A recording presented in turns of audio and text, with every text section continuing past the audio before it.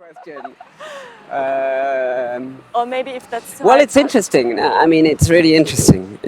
I have to say, I'm very confused by Extinction Rebellion. Okay. I was in this movement in the 90s, Claim Street, etc., where it was all about pleasure, and the carnival was a symbol for us. The world turned upside down from the carnival, and so we would do these huge, big, radical carnivals. People would be dressing up, and it was all about how that you bring people into movements through joy. Resistance is the secret of joy is a beautiful quote. I think it's Audre Lorde who says that. And I look at Extinction Rebellion, and it's funny, in lots of our workshops we do about creative forms of resistance, we often would show a die-in as a negative, say, look, it's not very creative, it's so, everyone does die-ins, everyone lies on the ground and pretends to be dead. It's like, how do you build a radical movement around people dead, I mean, it's like so uncreative and mournful, and here's Extinction Rebellion, and they're not doing carnivals, they're doing funerals, mostly. and that's really confusing, and it's working. People are really, it's grown so fast, it's so big. So, for me, that's I think it says a lot about where you younger people are right now in terms of their sense of hope. And a lot of workshops we do, I see people, very many young people, with so little hope left, actually. But still acting. They're not they don't have cynicism. They're not paralyzed. But they have very little. There's a kind of darkness and so it's I find that quite confusing. We're very inspired by a beautiful writer called Rebecca Solnit, who wrote a fantastic book called Hope in the Dark, and in it she shows that in fact, if you have hope and you think that the world is going to get better, and that the world, some kind of, like a Marxist, like the world is getting better, we go in this line, we do this, and the revolution will be here, and da-da-da, that's very deterministic. And if you think that the world is going to be apocalyptic, it's the same thing. It's the same deterministic thing. And she says, hope exists in darkness. Hope exists when you don't know what's going to happen. Because when you don't know what's going to happen, because life is always unexpected, that's the hope, because anything is possible.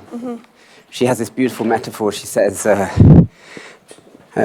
seeds grow in the dark.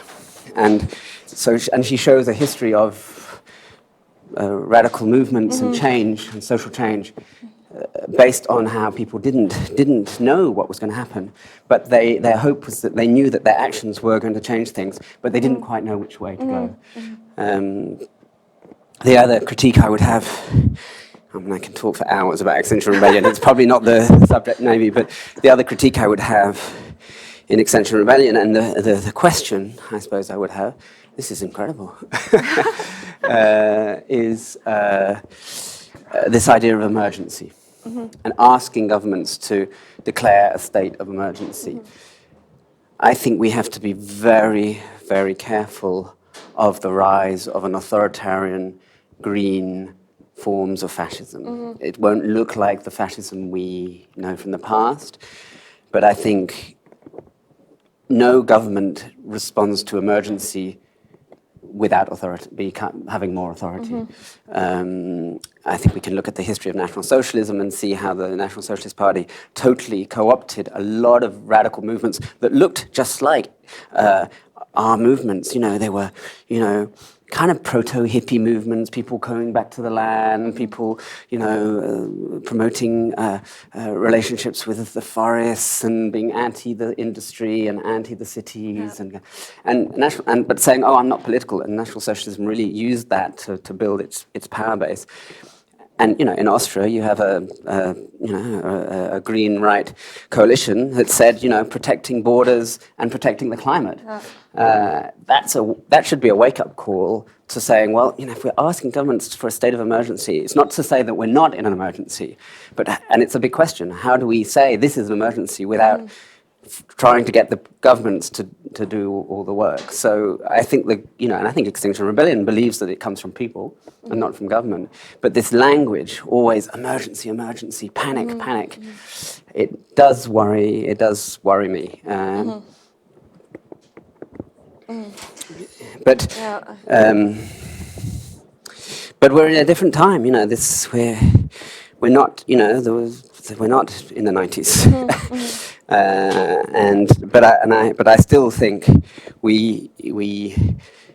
think I don't think we should. I think death sculpts life. It's not that I'm scared of death and imagery of death. I think I think in a way the problem with capitalism is that it denies death all the time. And life cannot exist without death. No, you can't sell death. Well, you can. When someone dies, they give you a big catalogue and they say, look, there's this coffin and this coffin, and you can buy a little necklace to put the ashes in. And but yeah, I think death sculpts life in a way. There shouldn't be a word that is separate from life and death. Life and death are the same thing. There should be a left or something.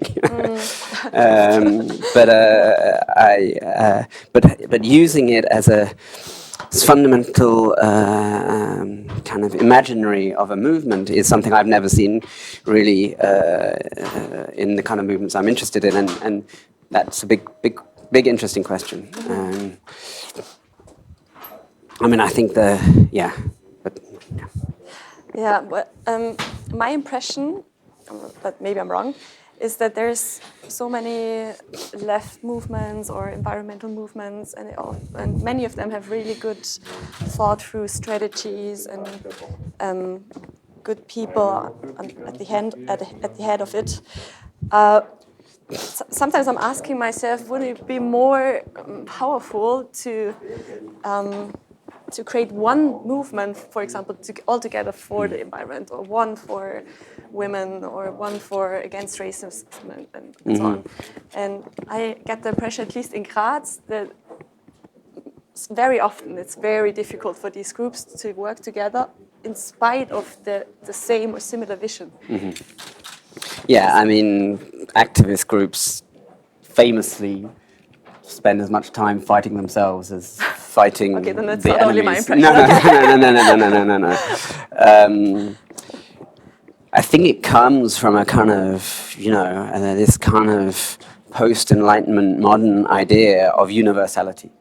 That, there's one truth, and we should all find that universal truth, and it's true for everyone, and we should go towards that great utopia, universal utopia. I think it's super dangerous. I think if we understand ecology, we should understand that actually, what does life do? Life spends its time, all forms of life, spend their time becoming more diverse. Evolution is based on this diversification, constantly unfolding and becoming more diverse. And I think as activist groups, we need to accept that and try and imagine ourselves as a network of difference, a powerful network of difference, and that is our strength, rather than always trying to find, this one universal group, which will never happen. And even in a city in Graz, you're going to have very, very different perspectives and desires, and what's true for one neighborhood in Graz is different from another neighborhood in Graz, and what's true for Graz is not true for Vienna, and what's true for Vienna is not true for Cairo, and what's true for Cairo is not true for a favela in Brazil or a bidonville in the Congo. So the Zapatistas had a beautiful saying. They said, one no and many yeses. And the idea was one no, capitalism is universal, we should be against it, and many yeses, many different ways of finding a way of living a good common life. I